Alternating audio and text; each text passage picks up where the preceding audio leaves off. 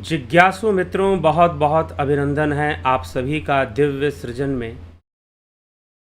प्रत्येक दिवस की भांति आज फिर हम यहाँ पर लाइव चर्चा का कार्यक्रम शुरू कर रहे हैं और आज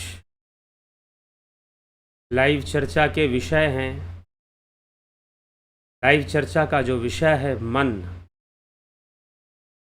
मन में मंदिर या मन का मंदिर। वैसे तो मंदिर शब्द का ही अर्थ है जो घट के भीतर है।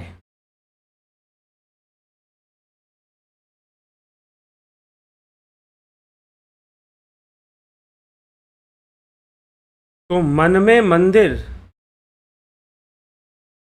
मन क्या है और मंदिर क्या है,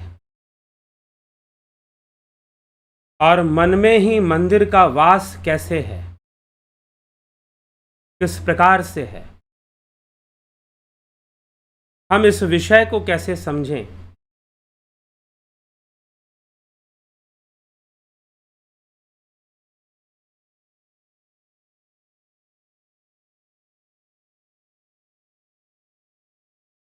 तो मन के भीतर मंदिर है।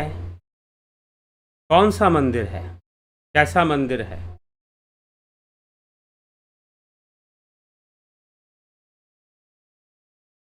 तो मन में ही मंदिर है। तो मन में जो मंदिर है उसको कैसे जाना जाए?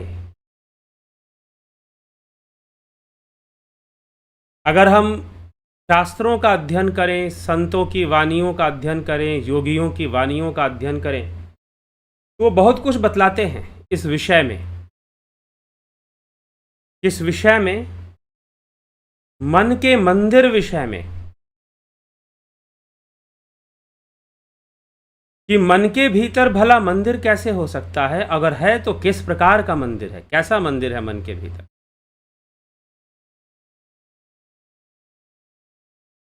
वैसे तो हमारे शास्त्र इस विषय में बहुत कुछ कहते हैं।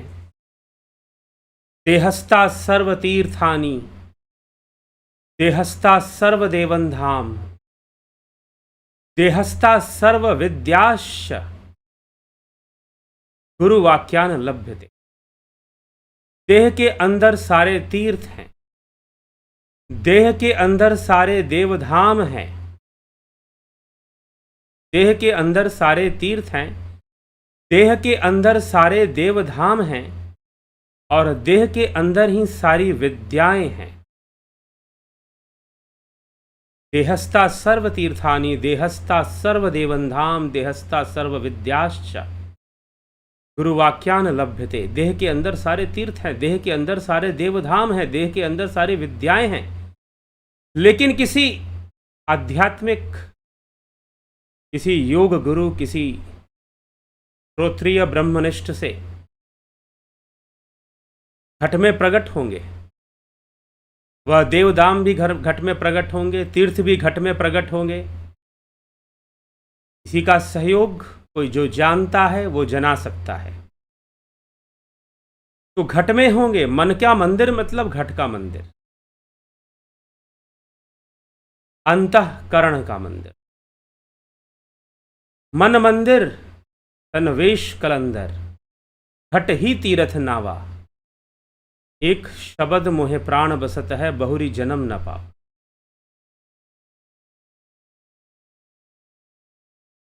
एक शब्द मोहे प्राण बसत है। मन मंदिर तन वेश कलंदर, घट ही तीरथ नावा। घट में भी तीरथ है, घट में ही तीरथ है। अंदर में ही मिलेगा, भीतर में ही मिलेगा, घट के भीतर। तो मन में मंदिर है। कैसा मंदिर है? स्वामी विवेकानंद जी कहते हैं कि छोटा सा बच्चा जब मंदिर जाता है तो मुझे प्रसन्नता होती है, क्योंकि छोटे बच्चे के अंदर क्यूरियोसिटी होती है, जिज्ञासा होती है चीज़ों को जानने की। जब वो मंदिर जाएगा छोटा बच्चा, तो छोटा बच्चा मंदिर जाकर जानने की कोशिश करेगा, ये मंदिर में घंटा क्यों बजाते हैं, ये मंदिर में घंटा क्यों बजाते हैं, यह मंदिर में ज्योति क्यों जलाते हैं, ये मंदिर में आरती क्यों होती है, और ये मंदिर में धूप बत्ती क्यों जलाते हैं, और यह मंदिर में चरणामृत का पान करते हैं, वो क्यों करते हैं। जानने की कोशिश करेगा और एक दिन इस रहस्य को जान जाएगा, समझ जाएगा। तीर्थ स्थलों पर ऐसा क्यों होता है, मंदिर में ऐसा क्यों होता है कि घंटा जाओ तो हम मंदिर में सबसे पहले घंटा बजाएंगे। दूसरे धर्म स्थान जैसे चर्च आदि और कई जगहों पर भी इस तरह का होता है, लेकिन मंदिर गुरुद्वारे एक जैसे संकेत आपको मिलेंगे, आप अगर उनमें जाओगे तो।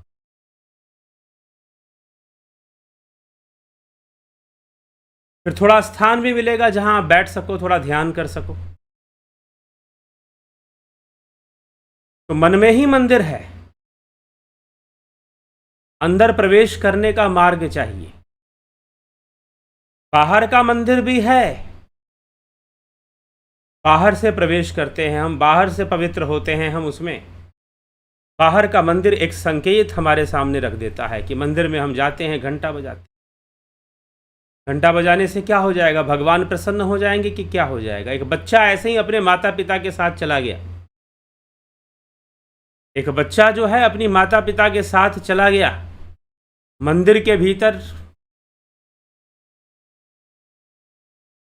और जब बच्चा मंदिर में गया तो मंदिर में जाकर उसने घंटा बजाया। मंदिर में माता पिता ने भी घंटा बजाया, उसको भी घंटा बजाने का शौक, उसने भी घंटा बजाया। माता पिता ने गोद में लिया, घंटा बजाया। छोटा सा बालक 5-6 वर्ष का। अब इस तरह के जो बच्चे होते हैं प्रश्न बहुत करते हैं, क्वेश्चंस इनके बहुत सारे होते हैं। बच्चे ने पूछा कि ये घंटा क्यों बजाते हैं। अब माता पिता क्या उत्तर दे, माता पिता को खुद नहीं पता, उन्होंने कभी इस विषय में अनुसंधान नहीं किया, इस विषय को कभी जानने की कोशिश नहीं की, समझने की कोशिश नहीं की। घंटा क्यों बजाते हैं, तो मजाक मजाक में माता ने कह दिया कि घंटा बजाते हैं ताकि पुजारी जी अगर इधर उधर होंगे कहीं तो उनको पता चल जाएगा कि मंदिर में कोई आया है और पूजा करवानी है, और वो पूजा करवा देंगे, प्रसाद दे देंगे।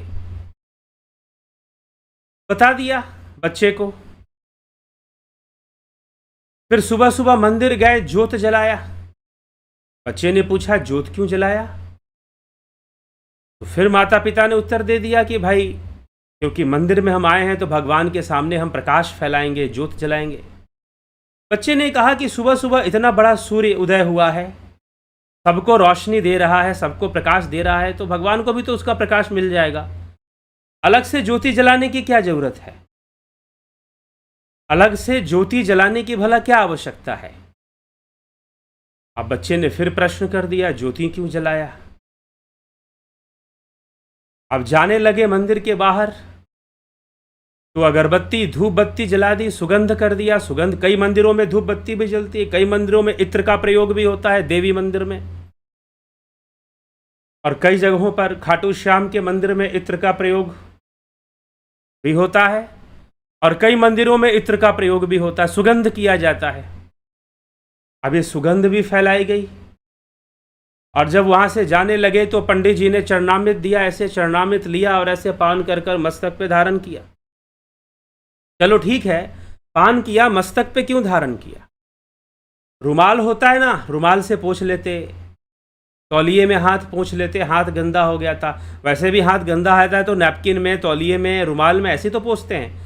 लेकिन जब मंदिर में पंडित जी चरणामृत देते हैं, उसका पान करते हैं, तो मस्तक पे धारण करते हैं, माथे पर पोंछते हैं, बालों में पोंछते हैं लोग। क्यों पोंछते हैं, कारण क्या है इसके पीछे। तो मंदिर संकेत कर रहा है, इसीलिए कहा गया कि उत्तमो ब्रह्म सद्भावो ध्यान भवस्तु मध्यमा स्तुतिर जपो अधमो बावो वही पूजा अधमाधमा। बाहर से पूजा पाठ करना अच्छी बात है, लेकिन क्या है, पहली क्लास है, पहली क्लास है, शुरुआत है, प्रारंभ है। क्या सारी जिंदगी पहली क्लास में ही पढ़ोगे या उससे आगे भी बढ़ोगे? नहीं, हमारे गुरुजी ने तो इतना ही बताया है और हम तो अपने गुरुजी से जुड़ गए हैं और उस सोसाइटी में, उस समाज में हम जुड़े हुए हैं।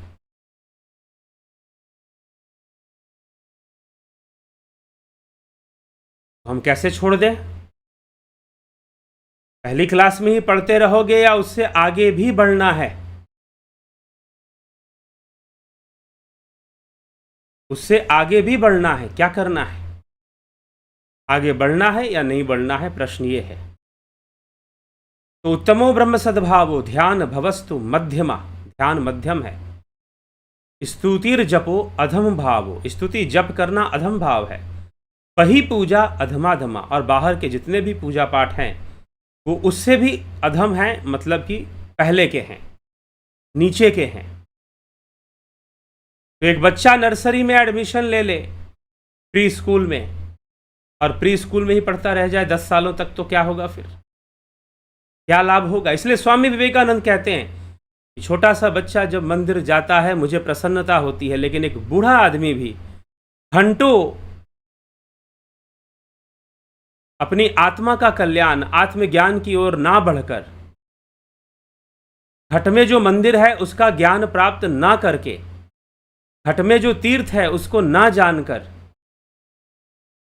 बस बाहरी क्रियाओं में बुढ़ापे तक भी उसी में लिप्त है, तो थोड़ा मुझे दुख होता है, मुझे दुख होता है। इन महानुभाव ने पूछा कि स्वामी जी ऐसा क्यों? हमने तो सुना है बुढ़ापे में ही मंदिर मंदिर ज्यादा जाना चाहिए। अभी पहले से जाकर क्या करना है? कहा कि पहले से जाएगा तो अपना भी भला कर लेगा और कईयों का भला भी कर देगा और कई चीजें जान भी जाएगा।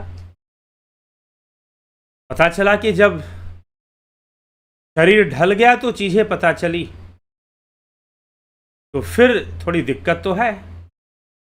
और ये वृद्ध व्यक्ति को देखो, इसे तो वृद्ध होने पर भी बहुत कुछ, अभी भी आत्मा का ज्ञान नहीं, अभी भी आत्म कल्याण की भावना नहीं, उसके तरफ कोई मार्ग नहीं, उसके तरफ आगे बढ़ने की कोई सोच नहीं। तो मुझे दुख होता है कि वृद्धावस्था में भी जागृति नहीं आ पा रही है। तो स्वामी विवेकानंद इसीलिए कहते हैं कि मुझे छोटा बच्चा जाएगा, जानने की कोशिश करेगा, मंदिर में घंटा क्यों बजाए, मंदिर में ज्योति क्यों जलाए, अंतर जगत का संकेत है, भीतर जगत का। स्वामी ब्रह्मानंद जी कहते हैं, बिन भूमि एक महल बना है, तामे जोत उजारी रे, अंधा देख देख सुख पावे, बात बतावे सारी रे, बिना बजावे निस दिन बाजे, घंटा शंख नगाड़ी रे, पहरा सुन सुन मस्त होता है, तन की सुधी बिसारी रे।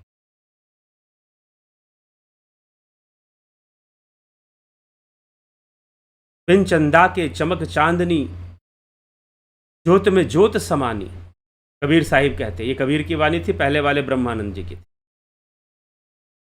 अरे कोई समझो रे नर ज्ञान, गगन में आवाज कैसी, कैसी आवाज है, कैसी धुन है गगन में, आकाश तत्व, कैसी आवाज सुनाई दे रही है। तो घट के भीतर, अरे कोई समझो रे नर ज्ञान, गगन में आवाज कैसी है।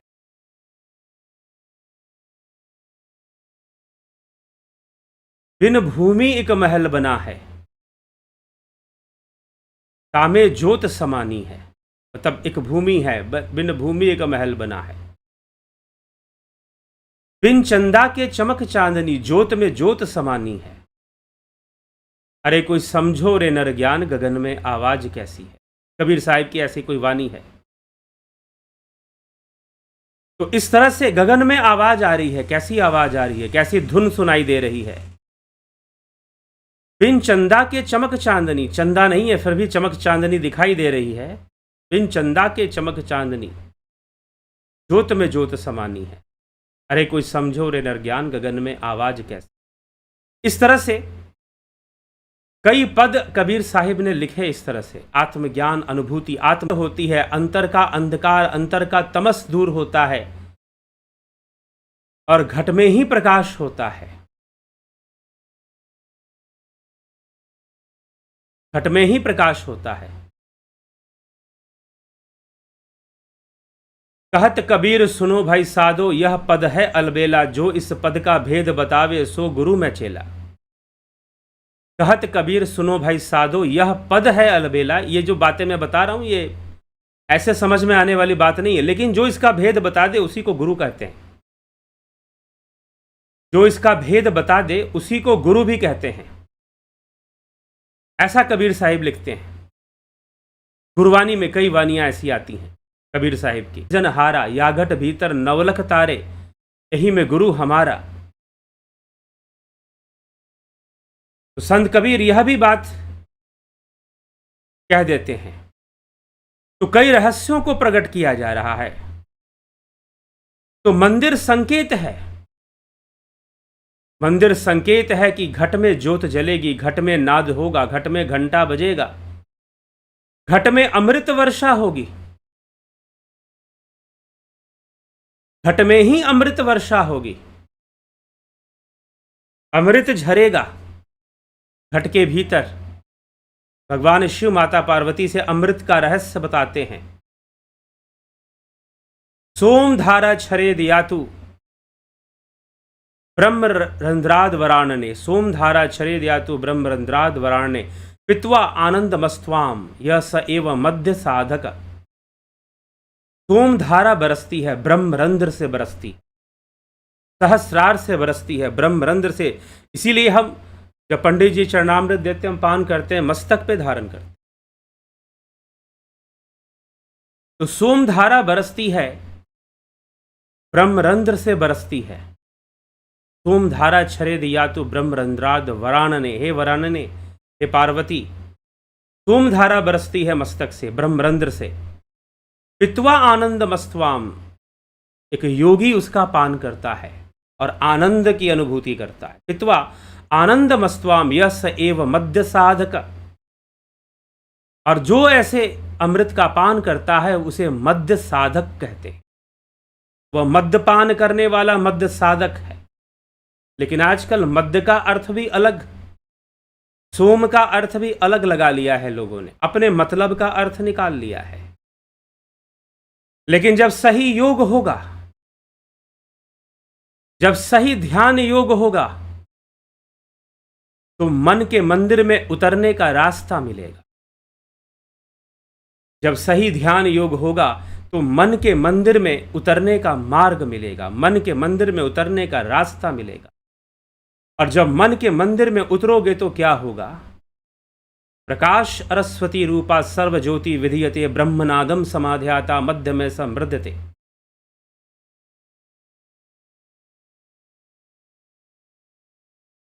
चारों तरफ प्रकाश और नाद श्रवण होगा।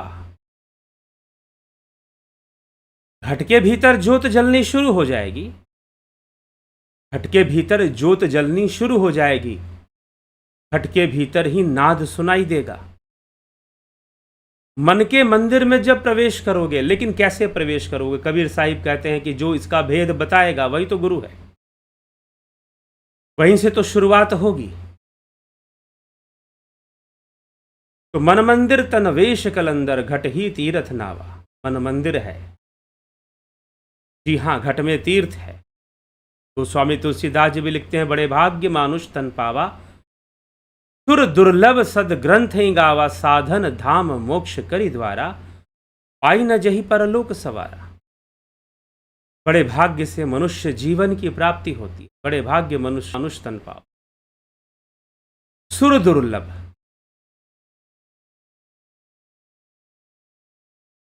सुर दुर्लभ सद ग्रंथ ही गावा, साधन धाम मोक्ष करी द्वारा, साधन धाम मोक्ष करी।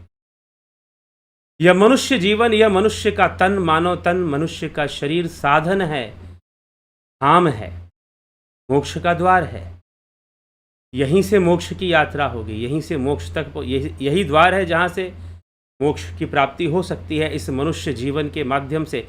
इसलिए मनुष्य जीवन बड़े भाग्य से मिला है, बड़े भाग्य से मिला है मनुष्य जीवन। मनुष्य जीवन से योग संभव है। भोग तो सभी जीव करते हैं, मनुष्य भी कर लेता है, अन्य जीव भी कर लेते हैं, लेकिन मनुष्य जीवन से योग भी संभव है। और सच पूछो तो मनुष्य जीवन तभी जीना शुरू करता है जब वो योग करता है। वो भोग को भी तभी समझ पाता है जब वो योग करता है, और जब तक वो योग नहीं करता, सच पूछिए तो भोग भी उसे समझ में नहीं आते, भोग भी नहीं कर पाता, वह तो भोग्य बन के रह जाता है। वह सिर्फ और सिर्फ भोग्य बन के रह जाता है और कुछ भी नहीं भोग्य के अलावा। तो इसलिए हमें विचार करना चाहिए, मन के मंदिर में प्रवेश करना चाहिए। और जब मन के मंदिर में, तो मंदिर में ही, मन में ही मंदिर प्रकट होगा, मन में ही, घट के भीतर ही। कल्पना नहीं है, कोई अनुभूति है, अनुभूति है, कोई विजुअलाइजेशन नहीं है। यहाँ कोई विजुअलाइजेशन नहीं करवाया जाता। कुछ लोग सोचते होंगे कि भाई बहुत सारी साधनाएं, मेडिटेशन करवाई जाती हैं, वहाँ विजुअलाइजेशन करवाया जाता है। विजुअलाइज कीजिए कि आप समंदर के किनारे हैं, ठीक है, आराम मिलता है, पता है मुझे, मैंने भी किया है बहुत। शॉर्टकट में मुझे कोई कहता है कि थोड़ा ध्यान करवा दीजिए, तो मैं भी उसको विजुअलाइजेशन करवा देता हूँ। मैं कहता हूँ ध्यान योग का कोर्स कर लो, नहीं समझ में आता तो कुछ लोगों को लगता है कि बस ऐसे ही चलती है। नहीं,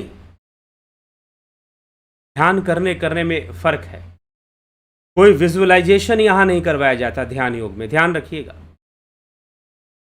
कि विजुअलाइज करो कि तुम समंदर किनारे पहुंच गए हो, खुले आसमान को देख रहे हो, फिर एक ज्योति जल रही है, तुम उस ज्योति को देख रहे हो। नहीं, नो विजुअलाइजेशन। ध्यान योग का कोर्स विजुअलाइजेशन का नहीं है। घट में अगर सही से उतरोगे, सही एकाग्रता बनेगी और सही विधि मिलेगी, तो घट में नाद भी सुनाई देगा, घंटे की आवाज, बांसुरी की आवाज, तुंकार की आवाज, 9 तरह की आवाजों का वर्णन शिव महापुराण में मिलता है। नगाड़े की आवाज, मेघ गर्जन की आवाज, ऐसे नाद घट में ही सुनाई देने शुरू हो जाते हैं जब सही से ध्यान योग होगा। घट में ही ज्योति प्रकट हो जाती है। प्रकाश सरस्वती रूपा सर्व ज्योति विद्यते। घट के भीतर श्वेतास्त्र उपनिषद में लिखा गया, निहार धुमार का अनिल नाम खद्युत विद्युत स्फटिक शशि नाम एतानि रूपानि पुरस्सरानि ब्रह्मण्य अभिव्यक्ति कराणि योगे। जब योग होगा तो ब्रह्म की अभिव्यक्ति प्रकाश के रूप में होती है। जैसे अग्नि प्रकट हो गई हो, अनिल अनल नाम, खद्युत मतलब जुगनू की तरह, तारों की तरह बहुत सारे प्रकाश का दिखाई देना। विद्युत जैसे बिजली कड़कती है वैसा प्रकाश दिखाई देता है। खद्युत विद्युत स्फटिक मणि के समान, चंद्रमा के समान, सूर्य के समान, जैसे बाल सूर्य प्रकट होगा, प्रचंड प्रकाश दिखाई देना शुरू हो जाता है ध्यान की अवस्था में। आवश्यकता है सही मार्ग मिलने की, सही रास्ता मिलने की घट में। और ये कोई विजुअलाइजेशन नहीं होता, ये प्रकट होता है। जिन लोगों ने ध्यान योग किया है वो समझ पाते हैं, ये प्रकट होता है, ना कि विजुअलाइजेशन होता है। क्योंकि विजुअलाइजेशन आपकी मर्जी पर है, लेकिन जो घट में प्रकाश प्रकट होता है वो प्रकट होता है और धीरे धीरे वो अपने आप जाता भी है। आप उसे रोकने की भी कोशिश करो, नहीं रुकेगा। जाना है तो जाएगा, रुकना है तो रुकेगा। निरंतर अभ्यास होगा तो धीरे धीरे रुकना भी शुरू करेगा। लेकिन दिस इज नॉट विजुअलाइजेशन। यहां विजुअलाइजेशन नहीं किया जाता। अगर सही तरीके से ध्यान साधना होगी, सही तरीके से ध्यान योग होगा, तो निश्चय ही आप उस ज्योति के दर्शन, घट में ही उस परम प्रकाश के दर्शन करते हैं, उस नाद को सुनते हैं। यह सुनना भी कोई विजुअलाइजेशन नहीं, कोई इमेजिनेशन नहीं कि कोई आवाज आ रही है, नहीं, अपने मर्जी से नहीं, सुनाई देता है। घट में ध्वनि आती है, सुनाई देता है, कोई विजुअलाइजेशन नहीं, वो भी प्रकट होता है। कोई कल्पना नहीं, कोई विजुअलाइजेशन नहीं। तो विजुअलाइजेशन से बहुत परे है यह साधना, भावातीत है। भावातीत ध्यान, ट्रांसेंडेंटल, जहां शून्य का साक्षात्कार हो, जहां परमानंद का साम्राज्य फैला हो, जहां अखंड वृत्ति का प्रवाह हो, ऐसी अवस्था में चले जाना। ध्यान की वो अवस्था जहां अखंड वृत्ति का प्रवाह है। तो जब ध्यान योग सही से होगा तब ये सब होगा। श्वेतास्त्र उपनिषद में ध्यान योग की चर्चा मिलती है और ध्यान योग की अनुभूतियों की भी चर्चा मिलती है। लेकिन अब वो अनुभूतियां होनी चाहिए, वो अनुभूतियां होनी चाहिए, तो वो अनुभूतियां इस ध्यान योग से होगा, वो अनुभूतियां इस ध्यान योग से होंगी। तो ध्यान योग का कोर्स परसों 20 तारीख से शुरू हो रहा है, 20th of June 2023। हर महीने लगभग 20 तारीख से शुरू होता है। अगर इस वीडियो को आप बहुत बाद में देखें, रास्ते से घट में जाओगे, घट में जाने का सही रास्ता चाहिए, सही मार्ग चाहिए, सही तरीका चाहिए, और यही पतंजलि का राजयोग मार्ग है। यही हठ प्रदीपिका में नादानुसंधान की चर्चा मिलती है। महर्षि पतंजलि इसी मार्ग को बता रहे हैं, श्री कृष्ण इसी मार्ग को अर्जुन को बता रहे हैं। घट में ही भगवान के दर्शन, घट में ही प्रकाश रूप के दर्शन, ज्योति रूप के, कहीं बाहर नहीं, घट के भीतर सही रास्ता चाहिए। कहते हैं कि स्वामी विवेकानंद जब बहुत व्याकुल होते थे तो वो गाते थे। वो ईश्वर को नहीं मानते थे, पूरी तरह से नास्तिक विचारधारा के थे। वो अपने समय के हिसाब से नास्तिक क्या कहेंगे, क्योंकि वो वेदों को मानते थे, लेकिन किसी ईश्वर को वो नहीं मानते थे कि कोई भगवान ऊपर बैठा कुछ कर रहा है, नहीं मानते। ठीक है, कहाँ है, सर्वव्यापी है, कैसे है। वो कहते थे कि ऐ जहां के मालिक ये तो बता, तू है कहाँ, तू है कहाँ, तू कहां पर है, मुझे बता। बहुत भटका हूं मैं, बहुत ज्यादा भटक चुका हूं मैं तेरी खोज में, तू मुझे अपना पता बता। बहुत ढूंढा है तुझे मंदिर में, बहुत ढूंढा है तुझे तीर्थों में। ऐसे करके उनका एक गीत है, स्वामी विवेकानंद जी का एक बहुत सुंदर गीत है लिखा हुआ। फिर वो अंत में कहते हैं, मैंने वेदों और पुराणों में पढ़ा था ये कभी, मैंने वेदों और पुराणों में पढ़ा था ये कभी, रहता है तू घट में, कैसे जाऊं घट में बता। स्वामी बहुत सुंदर गीत है, मुझे पूरा गीत याद नहीं, उसे चंद लाइनें मुझे याद है तो मैं आपको सुना रहा हूं। ऐ जहां के मालिक तू है कहां ये तो बता, रहता है तू घट में, कैसे जाऊं घट में बता। मुझे घट में जाने का रास्ता तो दिखा कि मैं कैसे जाऊं घट में। यही गीत सूरदास जी गाते हैं। सूरदास जी गाते हैं कि मंदिर मंदिर मूरत तेरी, फिर भी न देखी सूरत तेरी। आए मिलन की पूरन वासी रे, दर्शन दो घनश्याम नाथ मोरी अखियां प्यासी रे। हे घनश्याम नाथ मुझे दर्शन दो, लेकिन बाहर वाला दर्शन तो मैं कर चुका हूं, मंदिर मंदिर में घूम चुका हूं। मंदिर मंदिर मूरत तेरी, फिर भी न देखी सूरत तेरी। युग बीते ना आए मिलन की पूरन मासी रे, दर्शन दो घनश्याम नाथ मोरी अखियां प्यासी रे। मन मंदिर में ज्योत जला दो घट घट वासी रे। मन मंदिर में ज्योत जला दो, बाहर कहीं ज्योत जलाने की जरूरत नहीं है। मन मंदिर में ज्योत जला दो घट घट वासी रे, मुझे यही चाहिए। तो अगर आप चाहते हैं कि आपके मन मंदिर में ज्योत जले, तो ये ध्यान योग कोर्स आपको उस अवस्था में ले जाता है जहां मन मंदिर में ज्योत जलता है। यह ध्यान योग कोर्स आपको उस अवस्था में ले जाता है जहां मन मंदिर में ज्योत जलता है। मन मंदिर में ही घंटे बजते हैं, मन मंदिर में ही नाद सुनाई देता है। यह कोर्स आपको वहां तक ले जाता है।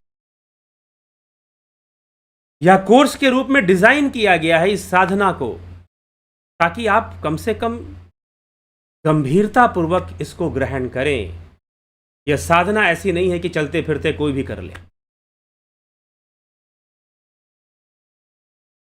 जो वाकई में थोड़ा गंभीर हो गए हैं कि हाँ, हमें कुछ करना है, हमें कुछ जानना है, तो उनके लिए ये जरूर इस कोर्स को ज्वाइन करें और अपने जीवन के रहस्य को समझें। अपने ही घट में मन मंदिर है, उसी में ज्योत जलेगी, उसी में घंटा बजेगा, उसी में अमृत का पान भी होगा, उसी में अमृत का पान भी होगा।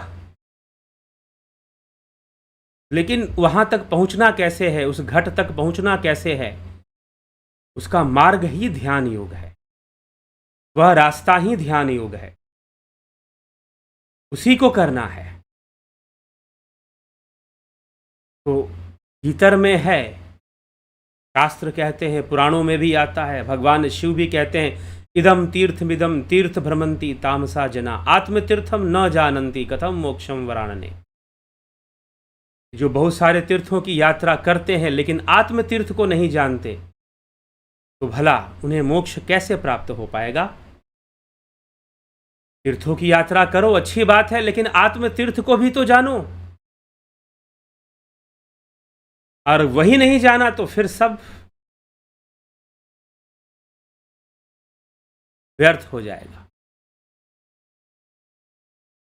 ठीक है, तो विचार करना चाहिए। और भी कई शास्त्र, भगवान कृष्ण भी हृदयेश अर्जुन तिष्ठति, सबके हृदय में ही तो है। ज्योतिषाम अपि तज्ज्योति तमसा परम उच्यते ज्ञानम ज्ञेयम ज्ञान गम्यम हृदय सर्वस्व विष्ठितम। भगवान श्री कृष्ण अर्जुन से कहते हैं कि ज्योतियों की वह परम ज्योति, मैं ज्योति स्वरूप होकर ज्योतियों की वह परम ज्योति, मैं ज्योति स्वरूप होकर ज्योतियों की वह जो परम ज्योति है वो कैसे प्रकट होती है। ज्ञान के द्वारा, ज्ञानम ज्ञेयम ज्ञान गम्यम हृदय सर्वस्व विष्ठितम। मैं ज्योति स्वरूप हूं, ज्योतियों की भी परम ज्योति हूं। ज्योति शाम अपि तज्ज्योति तमसा परम उच्यते, तमस से परे, तमस से बहुत परे, जहां अंधकार छू भी नहीं सकता।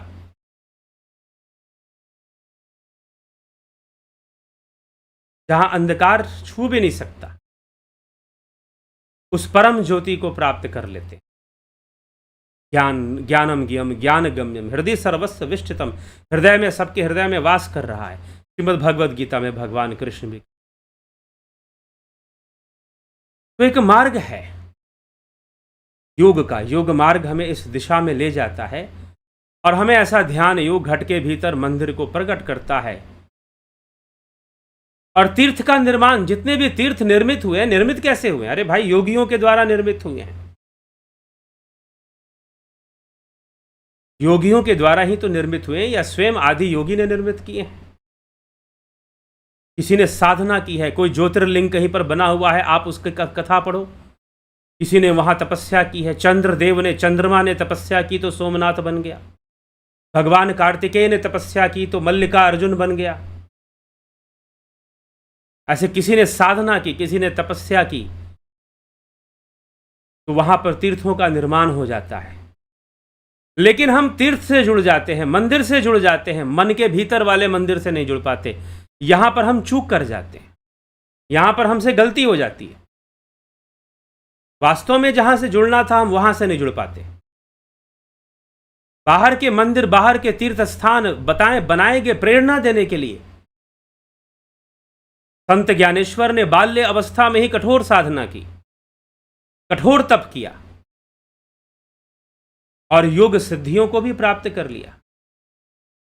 लेकिन लोग समाज का निर्माण कर लेंगे, ग्रुपिंग कर लेंगे, लेकिन वास्तव में जो सच्चा उपदेश है उसका त्याग कर देंगे, उसको फॉलो नहीं करते। दुख की बात है। मैं जाता हूं, ऐसे कई समूह मिलते हैं, गुजरात, महाराष्ट्र, उत्तर प्रदेश, बिहार, कबीर पंथियों का बहुत बड़ा समूह है। छत्तीसगढ़, मध्य प्रदेश में भी, बिहार में भी, उत्तर प्रदेश में भी, बंगाल में चले जाइए, वहाँ के भी संत चैतन्य महाप्रभु के नाम पर और कई योगियों के नाम पर समूह मिलेंगे, ग्रुप मिलेंगे, लोग नाचेंगे, गाएंगे, भंडारा करेंगे, खाएंगे पिएंगे, लेकिन जो ओरिजिनल मैसेज है, जो वास्तविक उपदेश है और जो वास्तव में जिसका अनुसरण करना चाहिए था, उसको कहीं ना कहीं गौण कर देंगे, उसको वो महत्व नहीं देंगे।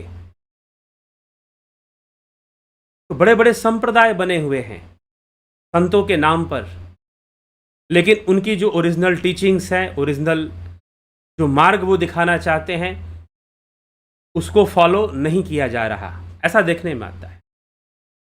और वो वही मार्ग है कि आप अपने मन के मंदिर को जान लो, मन के मंदिर का साक्षात्कार कर लो, उसको जान लो, मन के मंदिर की पूजा शुरू कर दो। आप अपने मन के मंदिर की पूजा शुरू करिए। वो कब से शुरू होगा? ध्यान योग होगा तभी शुरू होगा। तो ये ध्यान योग का कोर्स प्रत्येक महीने लगभग 20 तारीख से शुरू होता है। इस महीने भी जून 20 से शुरू हो रहा है। ज्वाइन कर लीजिए अगर इसका आनंद उठाना है, लाभ उठाना है तो। और जितना पहले ज्वाइन कर ले उतनी अच्छी बात। प्राकृतिक चिकित्सा का भी कोर्स है। प्राकृतिक चिकित्सा की विशेषता यह है कि आप आत्मनिर्भर हो जाते हैं। आप आत्मनिर्भर हो जाते हैं किसके लिए? आप आत्मनिर्भर हो जाते हैं अपने स्वास्थ्य का ध्यान रखने के लिए। ऐसी क्रियाएं इसमें बताई जाती हैं जिसका अनुसरण आप करें तो निश्चय ही आप बहुत ही आत्मनिर्भर हो जाएंगे। और प्राकृतिक चिकित्सा से बड़े बड़े बीमारियों का भी इलाज होता है। दर्शन आंखें खोलता है, दर्शन का कोर्स, इसका नाम ही दर्शन है। अर्थात बड़े बड़े विचारकों और हमारे षड दर्शन मतलब षड वैदिक दर्शन जो हैं, साथ में बौद्ध जैन चारवाक दर्शन, इन सभी की व्याख्या और साथ ही साथ पश्चिम के जो बड़े बड़े दार्शनिक हुए हैं, बड़े बड़े, उन सबकी जो दार्शनिक विचारधाराएं हैं, फिलॉसफीज हैं, उन सबको इसमें बताया गया है। लगभग 30 वीडियोस हैं फिलॉसफी के ऊपर, 28 या 30 ऐसे हैं। 1 महीने का यह भी कोर्स है, तो इसको भी आप ज्वाइन कर सकते हैं। करिए और अपने ज्ञान की वृद्धि करिए। किस ढंग से धर्म को, ईश्वर को, सत्य को समझाने का प्रयास हमारे विद्वानों ने और हमारे ऋषि मुनियों ने किया है, इस दर्शन की क्लास में आपको पता चलेगा कि महावीर ने, बुद्ध ने, पतंजलि ने, कपिल मुनि ने, गौतम ऋषि ने, जैमिनी ऋषि ने मीमांसा में किस प्रकार की विचारधारा रखी है, क्या समझाने का प्रयास किया। आंखें खुलने लगेंगी आपकी, बहुत सारे कॉन्सेप्ट्स क्लियर होने लगेंगे, सनातन धर्म बेहतर तरीके से समझ पाएंगे आप। ये दर्शन का कोर्स भी चलता है, जरूर इसका लाभ उठा सकते हैं। और ध्यान योग तो मन के मंदिर में ही उतार देगा आपको। ध्यान योग तो मन के मंदिर में ही उतार देगा आपको। उतर जाइए, उससे बेहतर और क्या हो सकता है। जीवन सुधर जाएगा, जीवन सुंदर हो जाएगा, जीवन का सौंदर्य बढ़ जाएगा। चलिए ठीक है, तो अभी आपके कमेंट्स भी देखेंगे, फिर इस कार्यक्रम को विराम की ओर ले जाएंगे। नरेंद्र माकुड़े जी बहुत अभिनंदन, अमन कक्कर, संतोष कुमार, खिम सुनार जी, शंकर प्रसाद जी, राजू पाल, अर्जन भाई चौहान, अवधेश कुमार, AK त्यागी जी, संतोष गुप्ता जी बहुत अभिनंदन है, अवनी प्रधान जी, शेखर, उषा श्रीवास्तव जी, योगेश खैरनर, गोविंद प्रसाद नीमा, राम गोपाल जांगीड़, विनोद के सूद, नूतन भट्ट जी, हीरालाल यादव, रामविलास जी, रूपलाल विश्वकर्मा, श्वेता राय Sinha ji, only earn money app बहुत अभिनंदन है आप सभी का, विनोद कुमार शर्मा जी, काशीनाथ जी, राठौड़ विक्रम भाई जी, राकेश गुप्ता, अजीत अपराजित, माधुरी कोल्हे जी, विक्रम सिंह जी, राम निवास मीना, दयानंद जी, अभिनव बधवार जी, भरत छबलानी बहुत अभिनंदन है छबलानी जी, संतोष कुमार। बहुत लोग हैं जो पहली क्लास को छोड़ना ही नहीं चाहते हैं, कहेंगे सब इतना ही है, बहुत है, क्या मालूम क्यों इसके आगे बढ़ने का प्रयास ही नहीं करते। ठीक है, विष्णुचंद्र मौर्य जी, अजीत अपराजित जी, जब मन मंदिर में प्रणव रूपी द्वार से प्रवेश करता हूं तब आधे प्रवेश करने के बाद ही सिर में दर्द होता है। ये आपका व्यक्तिगत प्रश्न है, तो व्यक्तिगत रूप से इसको पूछिए, जानिए, समझिए। खेचड़ी से ग्रहण हुआ सोमरस क्या हृदय गुहा में जाता है? जी हाँ, तभी तो उसको खेचड़ी रोकता है, उसको बर्बाद होने से, उसे जठराग्नि में जलने से उस सोमरस को रोकता है। संतोष कुमार, जो लोग ध्यान योग करते हैं वे ब्रह्मानंद के भजन को अच्छी तरह से समझ जाते हैं। बिल्कुल सही बात। कबीर की वाणी, कबीर साहब की एक बहुत अटपटी सी वाणी है, मैं आपको बता रहा हूं। उलटवासी भी बोलते हैं इसे कबीर साहब की। क्या कहा जाता है कि बरसे कंबल भीगे पानी, कि कंबल बरसेगा और पानी भीगेगा, भला ये कैसे संभव है? लेकिन जो आत्मज्ञानी है, जो ध्यान योगी हैं, वो इसको समझ जाते हैं। कबीर दास की उल्टी वाणी, बरसे कंबल भीगे पानी। ठीक है, इसका क्या अर्थ है? कबीर दास की उल्टी वाणी, बरसे कंबल भीगे पानी। तो कई आध्यात्मिक रहस्यों को कबीर साहब प्रकट करते हैं। चलिए, कभी इसके ऊपर व्याख्या बाद में करेंगे। जो लोग ध्यान योग करते हैं ब्रह्मानंद के भजन को अच्छी तरह से समझ जाते हैं, बिल्कुल समझेंगे। और भी बहुत सारी बातें जो गीता में भगवान कृष्ण कहते हैं, ज्योति शाम अपि तज्ज्योति तमसा परम उच्यते। क्या अर्थ है? अर्जुन, तू मुझे इन आंखों से नहीं देख सकता, क्या मतलब है? कई रहस्यमयी बातों को समझ में आना शुरू हो जाता है। Kanhai Kumar ji, study with Avnish Ghanshyam Sarode. Sir ji, अनजाने में भूल चूक से मुख से असत्य वचन निकल जाते हैं तो क्या उसका भी प्रकृति फल देगी? तो इसका प्रायश्चित कैसे करें? साधना करिए डेली और संकल्प लीजिए कि व्यर्थ में, स्वार्थ के लिए, अहंकार के लिए झूठे वचन नहीं बोलें, असत्य वचन ना बोलें। संकल्प कीजिए और साधना कीजिए, इसी से इसका प्रायश्चित हो जाएगा। सही से साधना करेंगे, उसी से प्रायश्चित हो जाएगा। ठीक। कमलेश हैरमर जी, पलकधारी जी, बहुत अभिनंदन है आपका।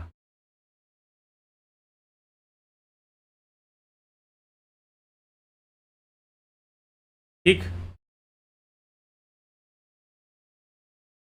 आशा रानी जी, बहुत अभिनंदन आपका।